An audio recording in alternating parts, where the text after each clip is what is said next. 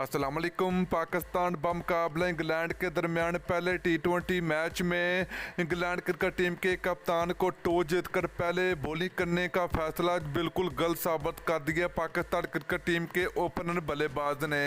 तो दोस्तों, मोहम्मद रज़वान ने पहले टी20 मैच में तूफानी बल्लेबाजी का मुजाहरा किया, तो दूसरी तरफ पाकिस्तान टीम के कप्तान बाबर आजम ने छक्कों और चौकों की बारिश कर दी। तो दोस्तों, पाकिस्तान टीम बमुकाबला इंग्लैंड क्रिकेट टीमों के दरमियान होने वाले पहले टी20 मैच में पाकिस्तान क्रिकेट टीम ने ज़बरदस्त किस्म की परफॉर्मेंस देने का मुजाहरा किया।